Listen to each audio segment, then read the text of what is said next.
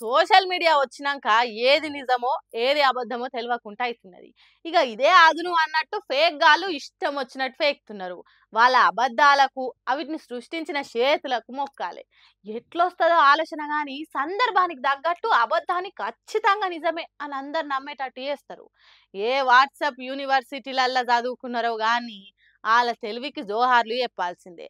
ఢిల్లీ ముఖ్యమంత్రి అయిన రేఖా గుప్తా ఉన్నది కదా, ఆగో ఆ మేడం పేరు మీద ఓ వీడియోను ఎట్లా తిప్పుతున్నారో చూడండి.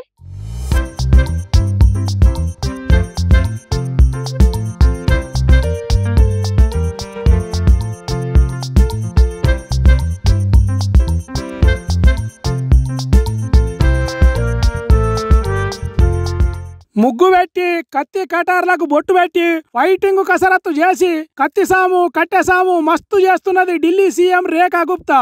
ఆవేశం పూనుకొచ్చి అగ్గి కనిక తీరుగా రగిలినట్టు రయ్య రయ్య కత్తి దూస్తున్నది. కళ్ళు పెద్దగా చేసి శత్రువు కంఠాన్ని కసిగా కోసినట్టు యాక్టింగ్ చేసుకుంటా సాము చేస్తున్నది రేఖా గుప్తా. చదువుకున్న కాలంలో ఏబీవీపీలో పనిచేసింది, తర్వాత ఆర్ఎస్ఎస్ లా పనిచేసింది. అట్లా చిన్న చిన్నగా ఎదిగి ఇప్పుడు ఢిల్లీ సీఎం అయింది. ఎంతో ఎత్తుకు ఎదిగినావు రేఖా గుప్తా, శుభాకాంక్షలు నీకు అన్నట్టు సోషల్ మీడియాలో ఈ వీడియోను తిప్పుతున్నారు. వాడెవడో కావాలని కత్తి తిప్పుడు వీడియో పెడితే పాపం అసలు ముచ్చట తెలవని వాళ్ళు షేరింగులు లైకింగులు చేసుకుంటా షడా మడా తిప్పుతున్నారట సోషల్ మీడియాలో. అసలు ముచ్చట ఏందంటే ఈ వీడియోలో ఉన్నది రేఖా గుప్తా మేడమే కాదు, హీరోయిన్ పాయల్ జాదవ్ అనే సినిమా యాక్టర్ అట. మరాఠా పాలకుడు ఛత్రపతి శివాజీకి నివాళుల కోసం తీసిన వీడియోలా ఇగో ఇట్లా యాక్టింగ్ చేసిందట. ఇది ఒక్కటే కాదు, చాలా సినిమాలల్లా వెబ్ సిరీస్లల్లా యాక్టింగ్ చేసిందట. ఈ హీరోయిన్ ముఖం కాసింత ఢిల్లీ కొత్త సీఎం రేఖా గుప్తా తీరుగా ఉండే వరకు ఇక రెచ్చిపోయినరట పేకుగాళ్ళు. ఆమె రేఖా గుప్తా, ఈమె రేఖా గుప్తా, ఇది ఈమె పాత వీడియో అన్నట్టు మసిబూసి మారేడుకాయ చేసి సోషల్ మీడియాలో వదిలినరట. ఒక్కసారి వాట్సాప్ ఫేస్బుక్ ట్విట్టర్ ఇన్స్టాగ్రామ్ లకు ఎక్కితే అడ్డు అదుపు ఉంటదా? ఏసొంటి ముచ్చటనైనా ఆపుడు ఎవ్వల తరం కాదు.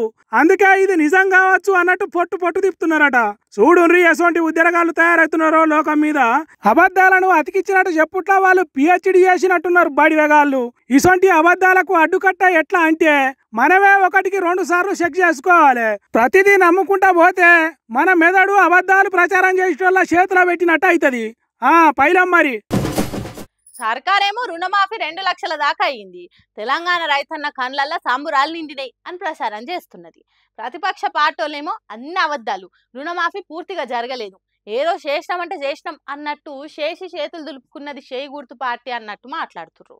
మరి ఏది నిజం, ఎవరు చెప్పేది నమ్మాలి?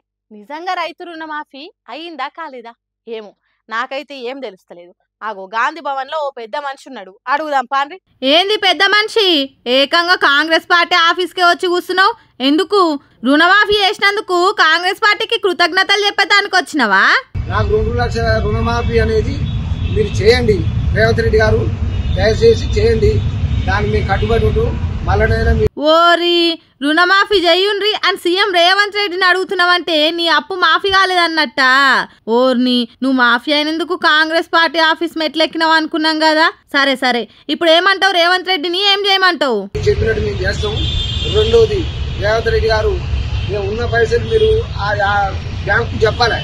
అరే ఇటువంటి బాబులు ఎవరైనా సరే, నేను కానీ ప్రజలు ఎవరైనా సరే కానీ వీళ్ళు వచ్చినప్పుడు ఆ 2 లక్షలు కదమై ఉంటే మీరు కట్టుకోరని చెప్పి మా బ్యాంకు ఒకటి ఆదేశం ఇవ్వాలి.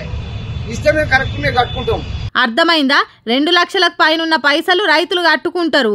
2 లక్షల లోపున్న రుణం మాఫీ చేస్తాం అని బ్యాంకోలు ఓ కాగితం రాసి ఇవ్వాలన్నట. అట్లా సర్కార్ బ్యాంకులకు ఆర్డర్లు ఇస్తే కడమ పైసలు రైతులు కట్టుకుంటారు కదా.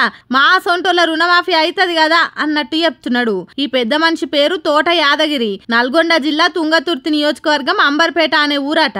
తనకున్న భూమి పేరు మీద బ్యాంకులో అప్పు తీసుకున్నాడట. అది చిన్న చిన్నగా పెరిగి 3 లక్షలు దాటిందట.